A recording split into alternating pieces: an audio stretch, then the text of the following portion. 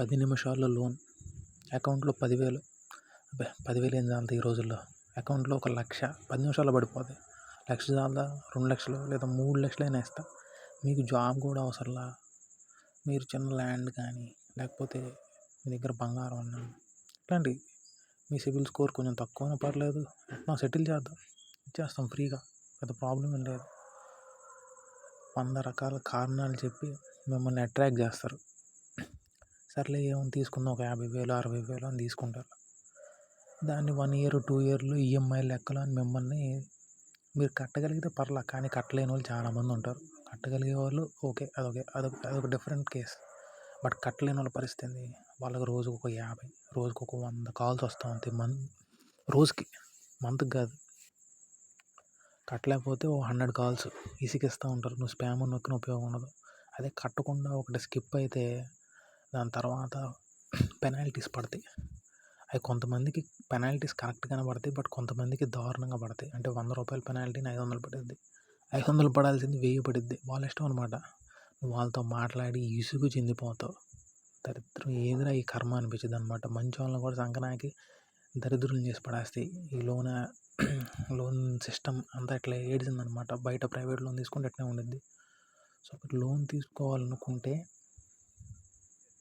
కొంచెం better banks ఏమైనా ఉంటే బ్యాంక్స్లో తీసుకోండి, అది సేఫర్ ఆప్షన్. బ్యాంకు వాళ్ళు కూడా వచ్చి ప్రెజర్ చేస్తారు మీరు కట్టకపోతే, అది ఆటోమేటిక్ ఆబ్వియస్ అనుకోండి. బట్ స్టిల్ బయట ప్రైవేట్గా మాత్రం తీసుకోవద్దు. చాలా ఉన్నాయి కదా, ఈ బజాజ్ ఫైనాన్స్లు అని ఇంకా రకరకాలుగా ఉన్నాయి. వాళ్ళు రెడీగా పరిగెత్తుకుంటూ వచ్చేస్తారు. దాని తర్వాత మీ లోన్ రికవర్ చేయడానికి దారుణమైన టాక్టిక్స్ వాడతారు. షేమింగ్ ఉండిద్ది, థ్రెటనింగ్ ఉండిద్ది, ఇంకా రకరకాలు. సో లోన్ యాప్స్ని నమ్మకండి. బెట్టింగ్ యాప్స్ ఎట్లాంటివి, ఇవి కూడా అదే దరిద్రం అనమాట. బెట్టింగ్, లోన్స్ ఇవన్నీ అంతా సేమ్ కేటగిరీ. అందరూ ఏంటంటే ఫిషింగ్, వాళ్ళు మనల్ని ఫిష్ చేస్తున్నారు. ఈ బెట్టింగ్ యాప్స్, లోన్ యాప్స్ అన్నీ జనాల్ని ఫిష్ చేస్తున్నాయి. బ్యాంక్స్ కూడా యాక్చువల్లీ సేమ్ చేస్తున్నాయి, బట్ అవేంటంటే అట్లీస్ట్ గవర్నమెంట్ ఆర్గనైజ్డ్ కాబట్టి some kind of stability, credibility ఉండిద్ది. బట్ వీటికి అట్లా కాదు.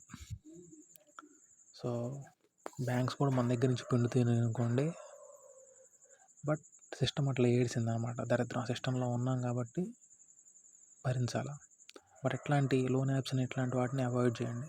లేకపోతే నిమిషాల్లో ఇచ్చిన వాళ్ళు ఇంకా తొందరగా లాక్కుంటారు. తొందరగా లాక్కున్నా పర్లా, ప్రశాంతంగా ఉండిన తర్వాత. బట్ ఆ లాక్కునేది కొంతమందికి చాలా ఇదైద్ది. ఇంకా సాఫ్ట్ హార్టెడ్ అనుకోండి, చాలామంది చనిపోతారు కూడా వాళ్ళు పెట్టే ప్రెజర్ తట్టుకోలేక. సో లోన్ యాప్స్ని నమ్మకండి, దూరంగా ఉండండి. తొందరగా లోన్లు వస్తాయంటే కక్కుర్తి పడి తీసుకున్నారంటే వాళ్ళు చుక్కలు చూపిస్తారు తర్వాత. So be careful.